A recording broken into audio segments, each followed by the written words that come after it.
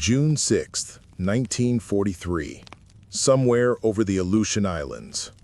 The clouds aren't clouds. They're gray slabs of freezing death that want to eat airplanes.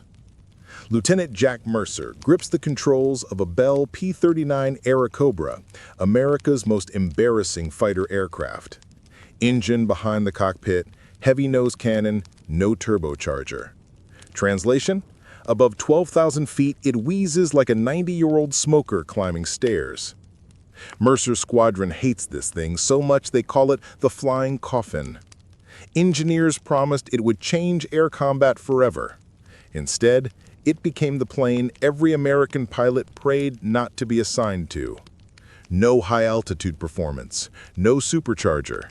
When German Bf-109s show up above 20,000 feet, the P-39 becomes a piñata with wings. Mercer slams the throttle, but the cockpit vibrates like a blender trying to puree rocks. This isn't flying, it's surviving turbulence in a lawnmower. Command keeps telling the pilots, "Stay optimistic. This aircraft is cutting edge." Meanwhile, the pilots are writing letters home like, "If I die, it was the airplane's fault." 2 days earlier, Mercer watched a fellow pilot try to chase a Japanese Zero uphill. The P-39 stalled, rolled, spun. Nothing left but a black smear on Arctic ice. Morale is radioactive. Mechanics joke about strapping an apology note to the nose instead of ammunition. Then, halfway through the patrol, Mercer hears it. Bzzz. Enemy fighters. 3 Japanese Zeros are closing fast. Mercer mutters, "Please, don't do this today." Too late. The Zeros dive like sharks that smelled blood. The other P-39s try to climb. Bad choice. The engines gasp like they're drowning in the altitude. Mercer watches tracer rounds rip into the sky. 2 P-39s go down in seconds. And then, over the radio, someone says what every pilot feels. This plane is trying to kill us harder than the enemy. Back at the briefing room, American Fighter Command gets the data. P-39 squadrons losing pilots at nearly double the expected rate. No improvement despite tactics. Bombers are underdefended. The Airacobra is officially a failure. Washington is done with it. The U.S. sends a quiet cable to the Lend-Lease office. Ship the P-39s to the Soviets. They'll take anything. Translation: let the Russians deal with this flying trash can. Except, the Soviets don't see trash. They see a weapon. Because unlike the Americans, the Soviets don't fight at 25,000 feet. Their entire air war happens at treetop altitude. Knife range, point blank, face to face. Their motto: if you can see the enemy's eyes, you're close enough. Pilots in Stalingrad didn't dogfight. They hunted. And when they opened the crate and saw the P-39 Airacobra, they didn't complain. They grinned. Why? Because the design flaw America hated was exactly what the Soviets needed. Mid-engine, perfect center of gravity for vicious low-altitude turns. 37mm cannon firing through the propeller hub, a literal tank buster. One hit equals delete enemy plane. No high-altitude supercharger, doesn't matter if you're flying 300 feet off the ground. To Americans, the Airacobra was a crippled high-altitude failure. To the Soviets, it was a knife. One Soviet ace, Alexander Pokrishkin, climbs into the cockpit. He flips the safety off the 37mm. Let's see what this American toy can do. Minutes later, he sends a burst into a German bomber. The 37mm shell hits the fuselage. The bomber evaporates. Pokrishkin keys the radio. This plane does not shoot, it destroys. The squadron loses its mind. Suddenly, pilots aren't avoiding the P-39, they're fighting over it. Bakrishkin rewrites the manual. He invents a new doctrine. Higher, faster, first strike. His kill count explodes. 47 confirmed victories, most of them in a P-39. Meanwhile, in American bases, the P-39 sits in a hangar gathering dust like you could have at least called. The irony? The Airacobra becomes the #1 Soviet killer of German aircraft on the Eastern Front. More kills than the P-51 Mustang. More kills than the Spitfire. The plane America rejected turned into a serial killer in Soviet colors. Somewhere in Washington, a general reads the combat report. How is this possible? Because one truth became undeniable. A bad plane in the wrong hands can become a monster in the right ones. The Soviets didn't receive America's best planes. They received America's scraps, and they turned those scraps into death machines. January 1943, somewhere over the Aleutian Islands. You did not wake up this morning planning to die in an airplane the U.S. Army casually refers to as a flying coffin. But here you are, buckled into the cockpit of a Bell P-39 Airacobra, a fighter so hated American pilots refuse to touch it unless someone threatens them with paperwork. The engine is behind your seat, like a ticking death blender. The propeller is in front. In between, you. A meat sandwich powered by gasoline and a questionable understanding of aerodynamics. If you're new here and you want real, immersive World War II stories that put you in the cockpit, in the trenches, and behind enemy lines, subscribe now. Most people scroll past history, but you're here to experience it. So hit subscribe and like the video. The mission's only just begun. Your training officer said, "Don't worry, she handles beautifully at low altitude." Translation, you will die if you climb higher than a church steeple. And now everything smells like cold metal, rubber, and dread. The Bell P-39 vibrates like a washing machine on cocaine. Every rivet in the cockpit screams, "You made mistakes." You're gripping the control stick so hard, your knuckles have turned into ghosts. You can feel the mid-engine thumping behind you, like you're riding a lawnmower possessed by a demon. You mutter into your oxygen mask, "Why do we even fly these things?"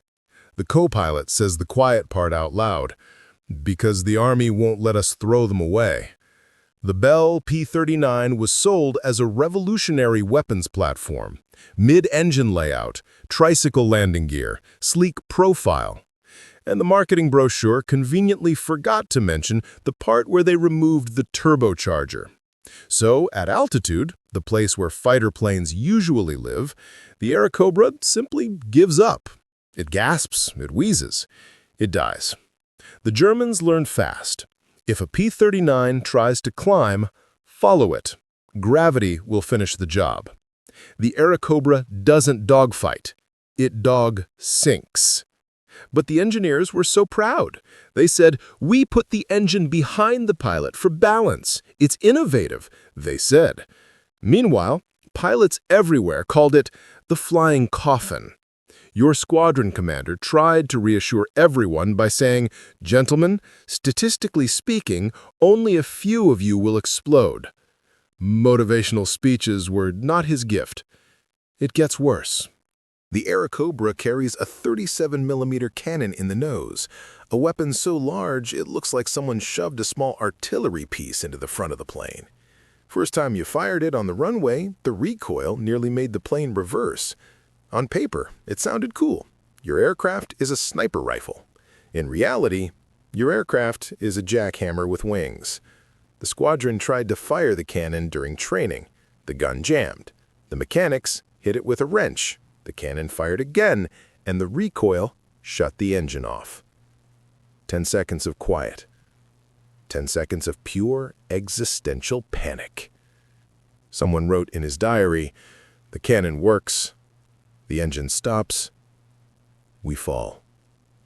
American pilots hated this thing so much they'd rather fly anything else. One pilot traded his Airacobra for a Jeep. A Jeep with 4 wheels, no wings. He said, statistically, the Jeep kills fewer people. Back to you. You're flying low over the ocean, trying not to think about how the cockpit canopy has the structural integrity of a soda bottle. Wind buffets the airframe. The controls feel mushy. The engine coughs behind you like an asthmatic beer drinker. Radio crackles. Unknown aircraft, 3 o'clock. Your stomach folds inward. You bank the P-39 into a hard turn. The wings vibrate so violently your teeth may qualify for veteran benefits. 2 Japanese Zero fighters drop out of the cloud layer like ghosts. Elegant, deadly. Their pilots trained for dogfighting. Yours trained to survive your own airplane. The Zero pilots spot you. They laugh, because everybody knows the P-39 can't climb. If you pull up, you stall. If you stall, you die. This is the Airacobra's entire tactical manual. Never climb, never stall. Never think about how bad your life choices were. You squeeze the trigger. Bang! The 37mm cannon kicks with the force of God punching your spine. The plane doesn't fire. It lurches. The nose dips. Altitude spills like loose change. Then, impact. The shell slams into one of the Zeros. The aircraft disintegrates like wet paper. Pieces of aluminum rain past your canopy. You don't celebrate. You are too busy preventing the airplane from flipping upside down and becoming a speedboat. Your co-pilot screams, "Stop firing the cannon! The wings hate it!"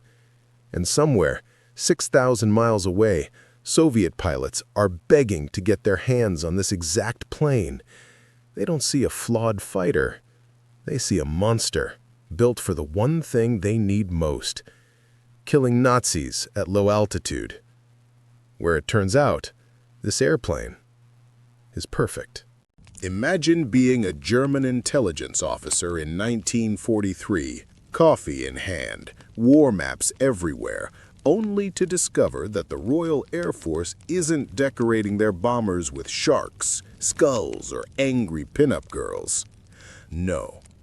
They're painting garden gnomes, bright red hats, cheerful smiles, one of them literally mooning the camera.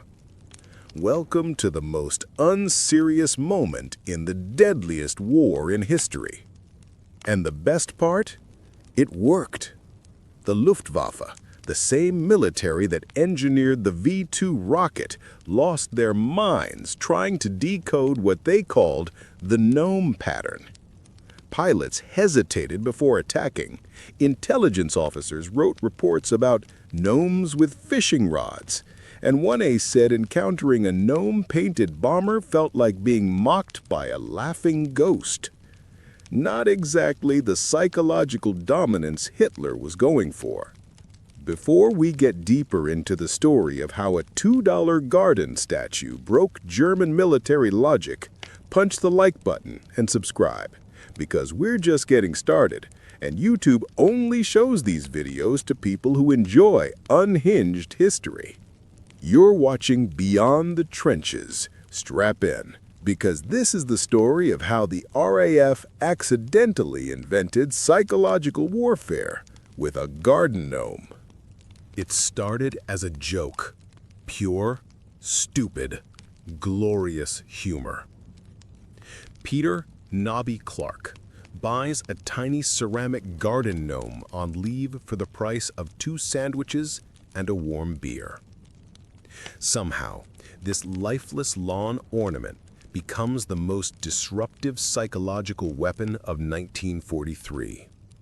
Clark's ground crew paints the gnome, Reginald, on the nose of their Lancaster bomber with the same loud clown color palette as the original. It looks ridiculous, like someone glued a Home Depot flyer onto a 30-ton engine of death. Then they go to war with it. January 23rd, 1943, Dusseldorf rail yards. The crew scores 3 victories. They don't die. They don't get lost. They cause at least one German officer to doubt reality. They land at 0347, exhausted, smoke-stained, and every crew on the airfield crowds around, not to congratulate them for surviving, but to admire the gnome. Within a week, 7 Lancasters at the base are rocking gnome nose art. Within a month, entire squadrons are deploying cartoon lawn ornaments as unofficial RAF doctrine. Somewhere in Berlin, a man with a clipboard will soon question his life choices. Because by spring 1943, German intelligence starts intercepting reports describing the gnome bombers. They analyze them, they categorize them, they develop theories. This is where the story leaves the runway and starts climbing into pure insanity. Enter the Luftwaffe. German intelligence ran like a machine. Everything labeled, sorted, indexed, filed. If a bomber had shark teeth, intimidate. If a pilot had 23 kill marks, avoid. If a squadron had the same emblem, track patterns. It worked on logic. Then, boom, a gnome appears. Then 7. Then an entire squadron of garden fairies armed with fishing rods. The system sputters. Major Hayo Hermann, architect of Germany's ruthless night fighter doctrine, writes later that the nose art created analytical chaos. Imagine being an officer tasked with protecting the Reich from strategic bombers, and now you're filing documents that read, Gnome number 14, fishing rod, drunk. One Halifax bomber even had a gnome riding a bomb like a rodeo cowboy. If Quentin Tarantino directed a war documentary, it would start here. The Germans respond like Germans. We must organize this. They literally create Gartenswerk Index, the Garden Gnome Index. They photograph gnome bombers. They chart gnome patterns.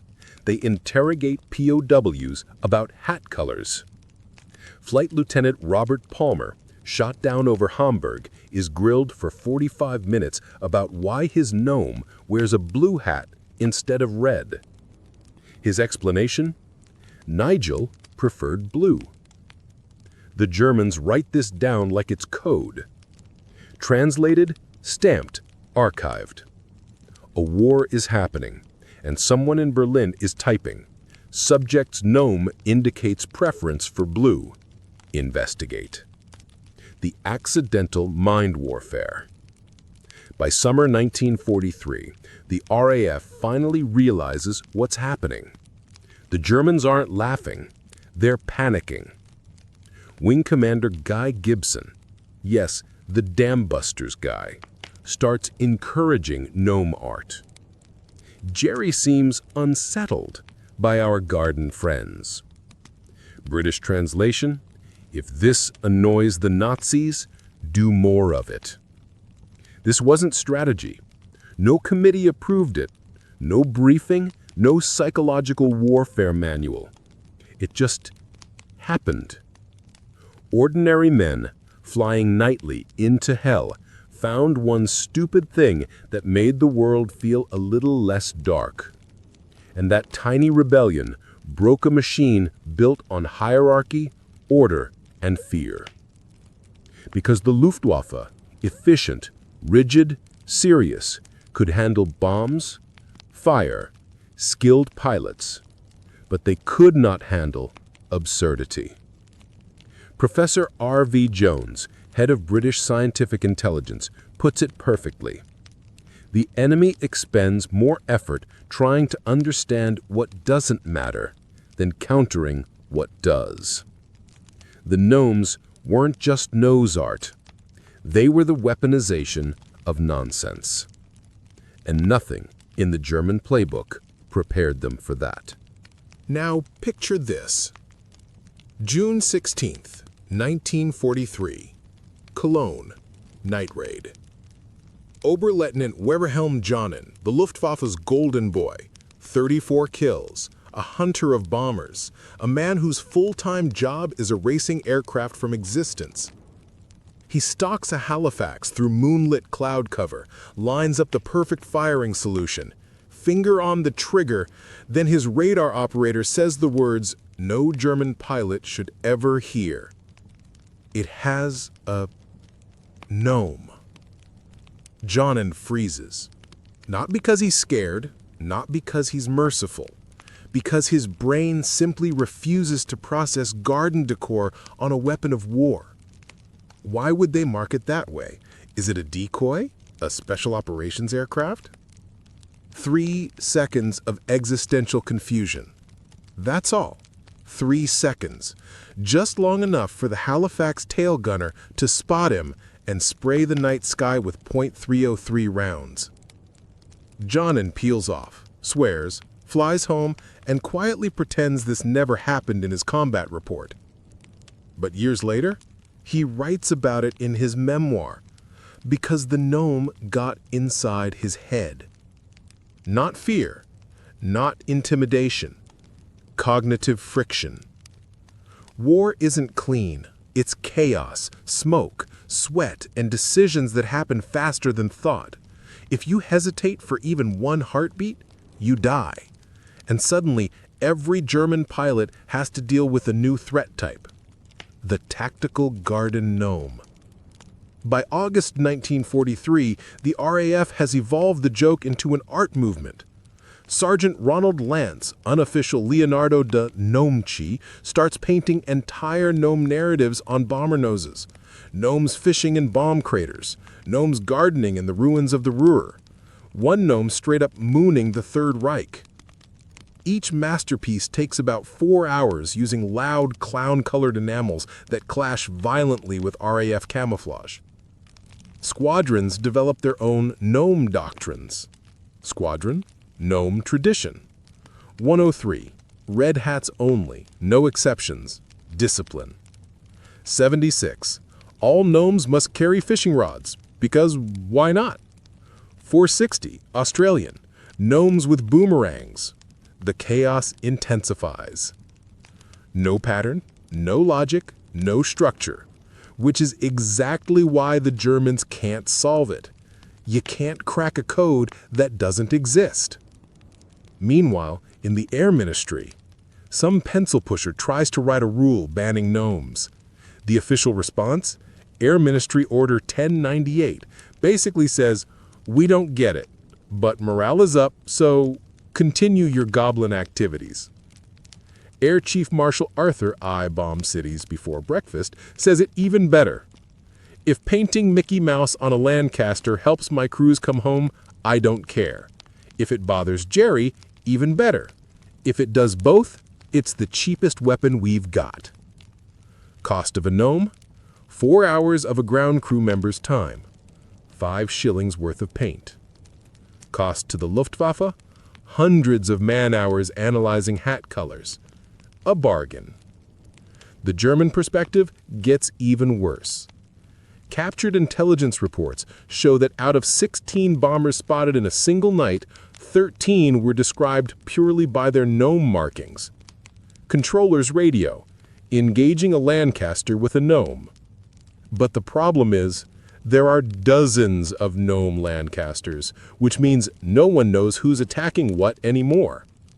Downed RAF crews are interrogated. What do the gnomes mean? Are they magic symbols? Are you cursing our pilots? Meanwhile, the British airmen are like, sir, we just thought it was funny. And then the realization hits. The gnomes are meaningful and meaningless at the same time. They boost morale. They have zero tactical purpose. The contradiction is unsolvable. Gnome art peaks in late 1943, fades in 1944 as the war shifts to daylight bombing and standardized paint jobs. By the war's end, only 15% of aircraft still carry nose gnomes. The last one, a Lancaster from 103 Squadron, flies its final mission on March 22, 1945. Reginald III survives the war and retires to the RAF Museum in Hendon, where he quietly judges tourists.